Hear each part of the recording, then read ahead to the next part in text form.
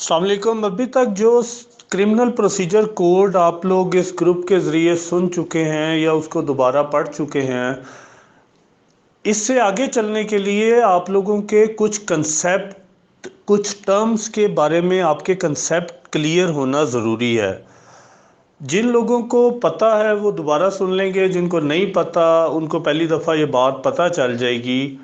कानून के अंदर कोई टर्म ऐसी नहीं है जिसके पीछे कोई रीज़न ना हो। कानून के अंदर इवन जब लेजिस्लेचर लेजिस्लेट करता है किसी भी कानून को, तो उसके कॉमे और फुल स्टॉप का भी कोई ना कोई मतलब लाजमी होता है। और हर चीज़ कानून के अंदर गौर करनी चाहिए कि ये क्यों इस्तेमाल हुई है, और हर टर्म के बारे में उसका बैकग्राउंड आपको मालूम होना चाहिए।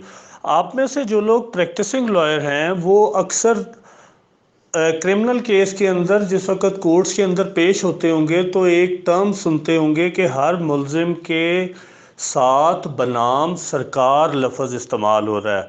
जैसे कोई फ़र्ज़ी नाम ले लें, अफजल बनाम सरकार कर लें, या जिसको इंग्लिश में अफजल वर्सेस स्टेट कर लें, तो क्वेश्चन अराइज होता है कि ये वर्सेस स्टेट ही हर क्रिमिनल केस क्यों है। सबसे पहली बात तो हम ये समझते हैं कि स्टेट क्या होती है। स्टेट जिस भी कंट्री के अंदर आप लोग रह रहे हैं उस कंट्री की जितनी भी टेरिटरी है या वहाँ पे जो नेशन आबाद है, ये सब स्टेट कहलाती हैं। हर चीज़ कॉन्स्टिट्यूशन के मुताबिक भी स्टेट के मातहत है, चाहे वो इवन आपकी वफादारी भी हो।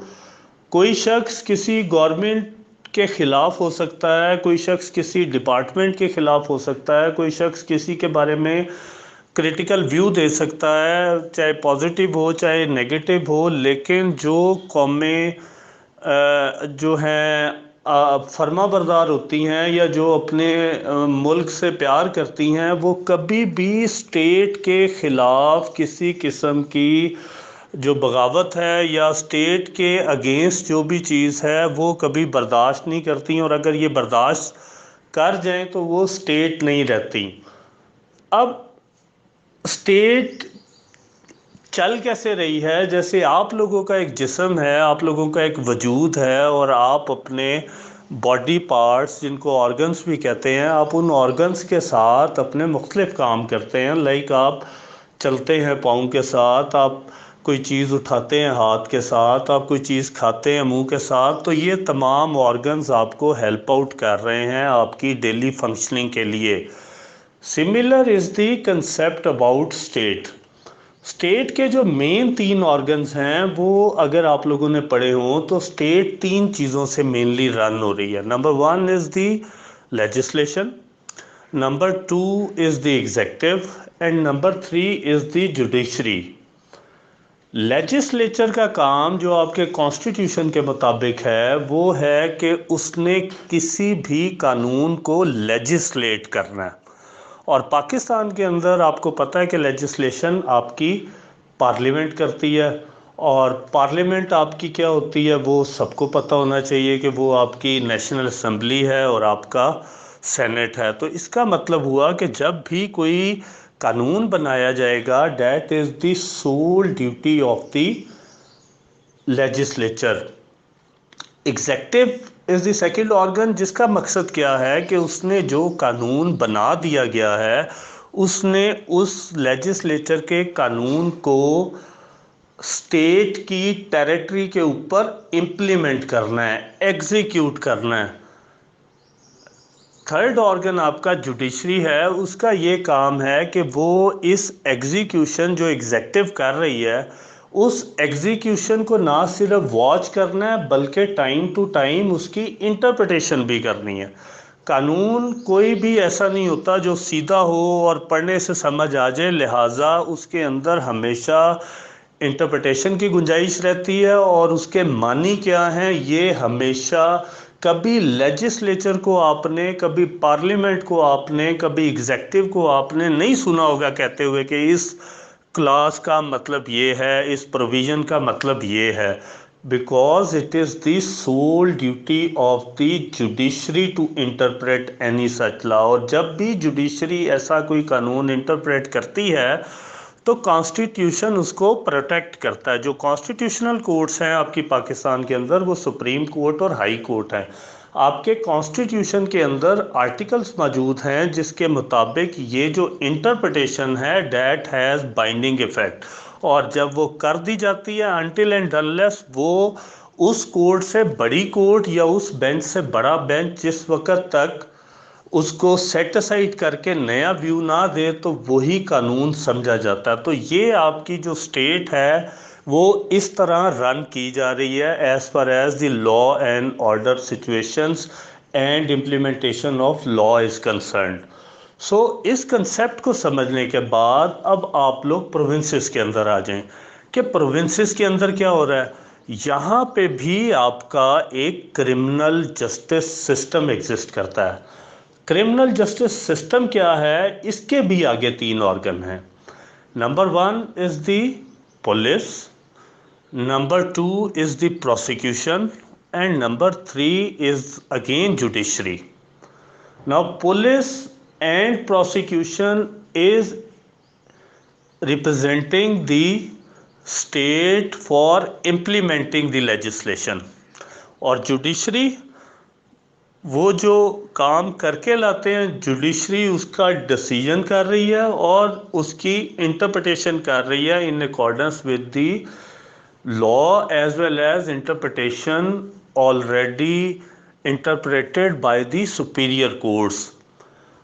अब जिस वक्त ये 3 इंस्टीट्यूशन हैं तो इसका मतलब क्या हुआ कि इनको भी कोई ना कोई रिप्रेजेंट करना चाहिए असूलन।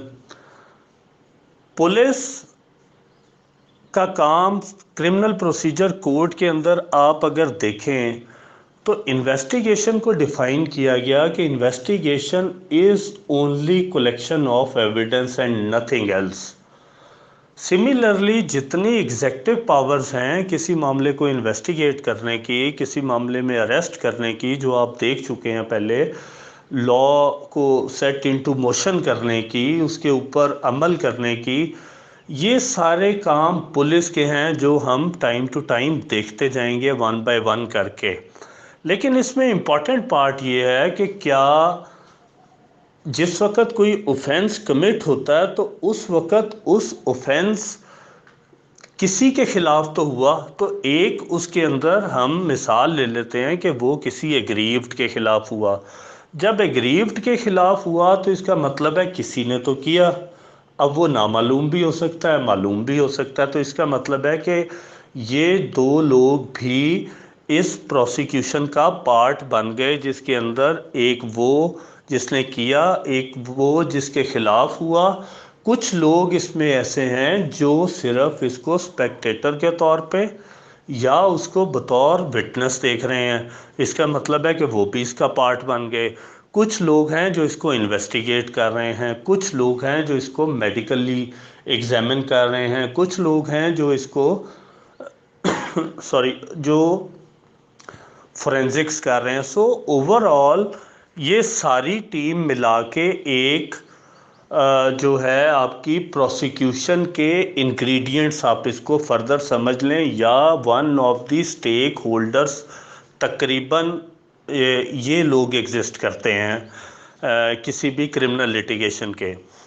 सिमिलरली प्रोसिक्यूशन क्या है, ये स्टेट को रिप्रेजेंट कर रही है to prosecute before the courts of law. क्यों कर रही है?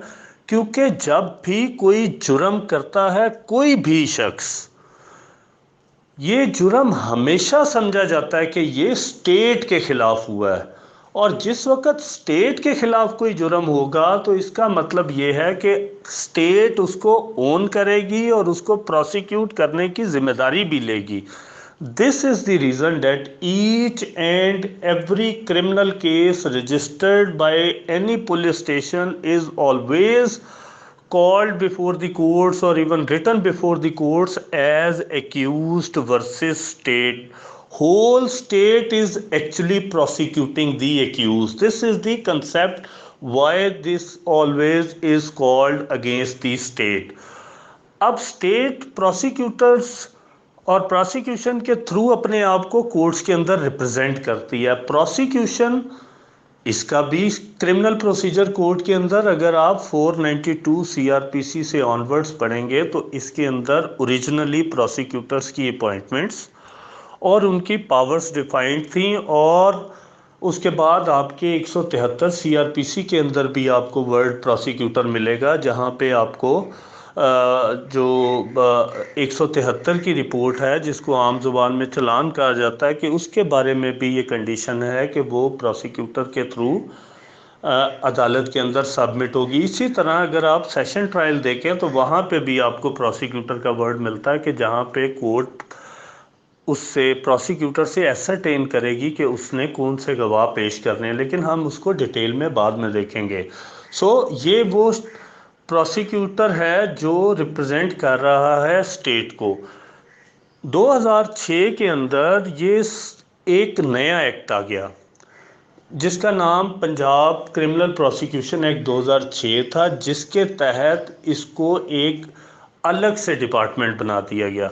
जस्ट फॉर बैकग्राउंड, इससे पहले प्रोसिक्यूशन भी पुलिस कंडक्ट कर रही थी, और पुलिस के अंदर जो लीगल ब्रांच थी उसके अंदर जो लीगल इंस्पेक्टर्स थे और डीएसपी लीगल्स थे, they were actually called as the prosecutors before the court. उनका नाम ही प्रोसिक्यूटिंग लीगल इंस्पेक्टर या prosecuting deputy superintendent of police designation भी उनका ये होता था। लेकिन 2006 के अंदर जब प्रोसिक्यूशन एक्ट आया तो ये सारी चीज़ें ख़त्म हो गई, और ख़त्म होने के बाद इनकी रिक्रूटमेंट सुप्रीम कोर्ट की एक जजमेंट के मुताबिक 2009 से onwards through public service commission होना शुरू हो गई, और आज तक जो प्रोसिक्यूटर हैं अब उसका सोल क्राइटेरिया पब्लिक सर्विस कमीशन है, और उसी के थ्रू सारे लोग सर्विस में इंडक्ट होकर स्टेट को रिप्रेजेंट कर रहे हैं। So this is the second forum, second organ or of the criminal justice system. तीसरा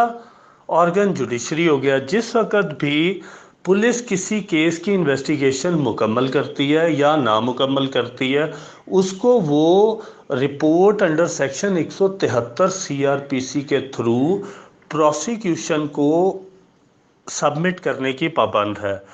प्रोसिक्यूशन इसको अपने एक्ट के मुताबिक और 173 के मुताबिक इसको स्क्रूटनी करने की पाबंद है, और स्क्रूटनी करके उनको 3 दिन का कानून ने ये वक्त दिया है कि अगर वो कोई रेक्टिफिकेशन ऑफ डिफेक्ट्स चाहते हैं, उस सूरत में वो उन डिफेक्ट्स को 3 दिन के अंदर रिमूव करवा के उसके बाद ऑनवर्ड्स कोर्ट के अंदर सबमिट करेंगे। इसके अलावा उसमें अगर आप सेक्शन 97 देखेंगे तो ये भी पावर दी गई है कि वो किसी भी ऑफेंस के मुतल्लिक या किसी भी मुलज़म के मुतल्लिक अपनी ओपिनियन भी कोर्ट में सबमिट कर सकते हैं कि इसके खिलाफ एलिगेशन बनता है या नहीं बनता। और इसके अलावा बेतहाशा पावर्स कानून ने उनको दी हैं, जिसके अंदर आपकी टर्मिनेशन ऑफ प्रोसिक्यूशन है, आपकी विड्रॉल ऑफ प्रोसिक्यूशन है, लेकिन वो सब्जेक्ट नहीं है। जस्ट फॉर अंडरस्टैंडिंग कि प्रोसिक्यूटर्स का रोल ये है। ये जिस वक्त 173 की रिपोर्ट सबमिट हो जाती है बिफोर द कोर्ट, तो कोर्ट उसके बाद कॉग्निजेंस लेती है, और कॉग्निजेंस लेने के बाद जो भी इन दो एजेंसीज ने, पुलिस एजेंसी और प्रोसिक्यूशन एजेंसी ने जो कुछ भी अदालत के सामने रखा है, तो जुडिशरी का क्रिमिनल जस्टिस सिस्टम के अंदर काम ये है कि उस पे अपना फैसला दे देना। सो this is how your state organs and your criminal justice system is working in Pakistan. और ये हैं सारे स्टेक होल्डर्स जिसके अंदर आपका प्रोसिक्यूशन में मैं आपको डिटेल बता चुका हूँ। अब जिसके खिलाफ ये काम हो रहा है सारा कुछ, वो है मुलज़िम। मुलज़िम जो है ये भी स्टेक होल्डर है, और इसको कानूनी टर्म्स में डिफेंस कहा जाता है, जो अपना दिफा कर रहा है। इसका मतलब भी हम कभी और डिटेल में देखेंगे कि वो दिफा कैसे कर रहा है, लेकिन शॉर्ट एंड ब्रीफ ये है कि जो बर्डन क्रिमिनल केसेस के अंदर है वो हमेशा प्रोसिक्यूशन पे रहता है, और प्रोसिक्यूशन अलेज कर रही है, असर्ट कर रही है। अगर आप क्यूएसओ की ज़ुबान में कहें तो जो भी शख्स कोई चीज़ असर्ट करता है उसको वो चीज़ प्रूव भी करनी पड़ती है, और जिसके खिलाफ होती है वो सिर्फ अपने आप को डिफेंड कर रहा है। So this is why this term is used as defence of the accused. अब जिस वक्त एक आपकी जो स्टेट है उसको रिप्रेजेंट कर रहा है प्रोसिक्यूटर, 493 सीआरपीसी देखें या section 9 of the prosecution act देखेंगे तो उसके अंदर आपको ये बात मिलेगी कि जो प्रोसिक्यूटर है वो each and every case, criminal case का इंचार्ज होता है। और अगर कोई शख्स प्राइवेटली किसी कौंसल को हायर भी करता है तो he shall only assist the prosecutor. So वो सिर्फ एक हेल्पिंग हैंड है, he can not dictate terms to the prosecutor. और प्रोसिक्यूटर ने एज अ होल उस प्रोसिक्यूशन को बीइंग इन चार्ज कंडक्ट करना है। तो अब ये साइड तो हो गई प्रोसिक्यूशन की। अब मुल्ज़म को कानून कहाँ पे राइट दे रहा है?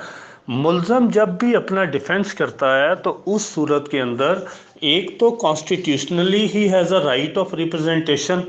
सेकेंडली हम चूंकि क्रिमिनल प्रोसीजर कोड पढ़ रहे हैं तो इसके अंदर अगर आप लोग सेक्शन 340(1) सीआरपीसी पढ़ेंगे तो उसके अंदर आपको ये बात मिलेगी कि जो मुल्ज़िम है he can defend himself through any pleader. और अगर आप लोग अगली 540 सेक्शन देखें या 205 सीआरपीसी देखें तो वहाँ पे भी आपको ऐसी चीज़ें मिलती हैं कि अगर एक्यूज्ड की इवन हाज़िरी डिस्पेंस विद भी कर दी जाती है तो उस सूरत में भी उसको प्लीडर भी रिप्रेजेंट कर सकता है। So this is how the accused operate in the court and he has right of representation through his pleader. तो ये आपका एक क्रिमिनल जस्टिस सिस्टम का एक आइडिया है जो आपको लाजमी पता होना चाहिए। बेहतर है कि ये नोट्स ले लिए जाएं और इसको या बार बार सुन लिया जाए ताकि ये बातें आपके जहन नशीन हो जाएं। It will help you to understand the remaining procedure of the criminal